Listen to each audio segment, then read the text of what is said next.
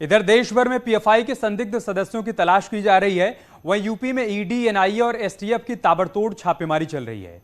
आज लखनऊ की काकोरी में पीएफआई से जुड़े एक संदिग्ध अब्दुल माजिद को एसटीएफ ने गिरफ्तार किया। माजिद के पास से कई भड़काऊ साहित्य बरामद हुए हैं। अब्दुल माजिद पर गैर कानूनी गतिविधि में शामिल होने का आरोप लगा है। वहीं लखनऊ में पीएफआई से जुड़े शफीक पायत से ईडी की पूछताछ जारी है।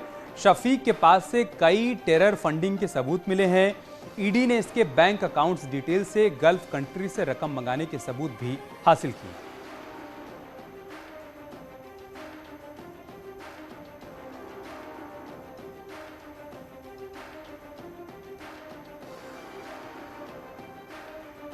ये अपना एक बड़ा नेटवर्क तैयार कर रहे थे और बड़ा नेटवर्क तैयार करने की मंशा क्या है, इसको भी खंगाला जा रहा है। और इसके साथ ही जांच एजेंसी के सूत्रों की अगर माने तो पिछले कुछ सालों के दौरान पीएफआई संस्था ने अपने कई ऐसे सहयोगी संस्था को भी क्रिएट किया है, उसको बनाया है। तो वो कौन कौन सी संस्था है जो पीएफआई संस्था के द्वारा तैयार किया गया, उसके जो बड़े जो सदस्य हैं उसके द्वारा बनाया गया, तो उसको भी जांचा जा रहा, परखा जा रहा। तो कहा जा सकता है कि जैसे जैसे इस मामले में तफ्तीश का दायरा आगे बढ़ता जा रहा है, कई महत्वपूर्ण खुलासे सामने आ रहे हैं। वीडियो जर्नलिस्ट मनमोहन नेगी के साथ शंकर आनंद, न्यूज़ 18, ईडी मुख्यालय, दिल्ली। तो यूपी समेत देश के अलग अलग राज्यों में आतंक का प्लान बनाने वालों पर एनआईए और ईडी का एक्शन लगातार जारी है। पिछले 5 दिनों से देश की एजेंसियां देश के चप्पे चप्पे से साजिश रचने वालों को गिरफ्तार कर रही हैं।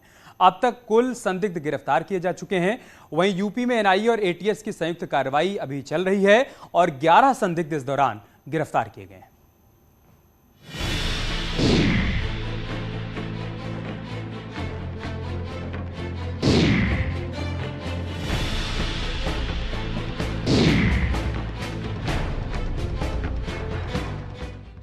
पीएफआई के टेरर कनेक्शन पर ब्रेक,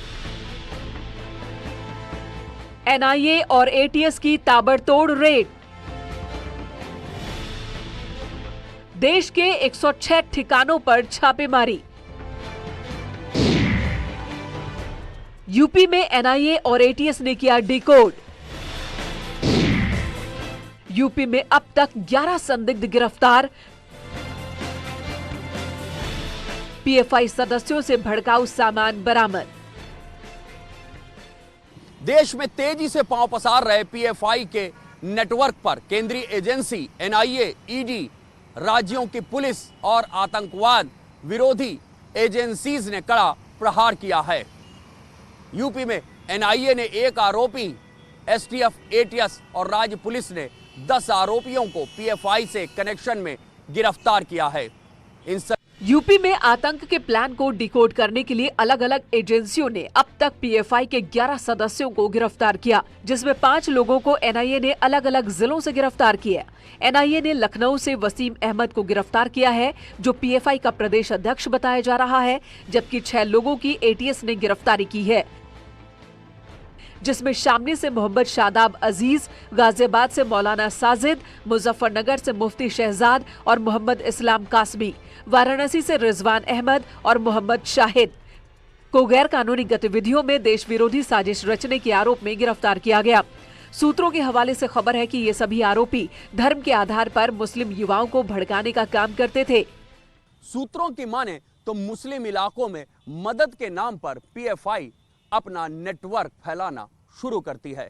कभी काम धंधे, कभी पढ़ाई, तो कभी बीमारी में इलाज के नाम पर मदद की जाती है और धीरे धीरे मुस्लिम युवाओं में अपनी पैठ को मजबूत करती है पीएफआई। फिर धीरे से अपने एजेंडे को फैलाने का काम करती है।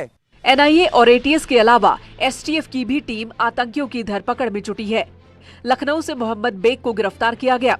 बताया जा रहा कि धार्मिक शिक्षा देने में मास्टर मोहम्मद बेग का इस्तेमाल मोटिवेशनल स्पीकर के तौर पर किया जा रहा था।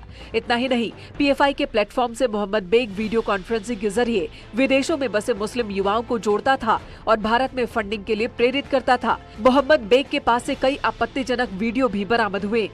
वहीं एटीएस की गिरफ्त में काकोरी का रहने वाला माजिद भी आया है।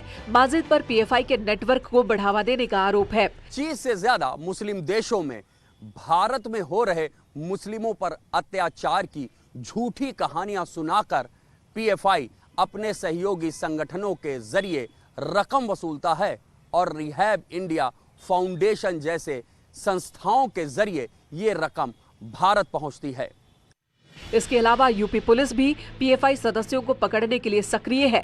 बाराबंकी पुलिस ने नदीम को और बहराइच पुलिस ने कमरुद्दीन को गिरफ्तार किया है, जो पीएफआई के सक्रिय सदस्यों की भूमिका में थे। इन लोगों के पास कई भड़काऊ साहित्य बरामद हुए हैं। जिस तरह से एजेंसीज ने देश भर में कार्रवाई की है, अब साफ हो जाता है कि पीएफआई के नापाक इरादों पर एजेंसीज ने गड़ा दी हैं अपनी नजरें। कैमरामैन उपेंद्र यादव के साथ Rishabh Mani Tripathi, news 18 Lucknow. Bureau report, news 18। यहाँ रुक रहे हैं एक छोटे से ब्रेक के लिए, जल्द लौटेंगे कुछ और खबरों के साथ।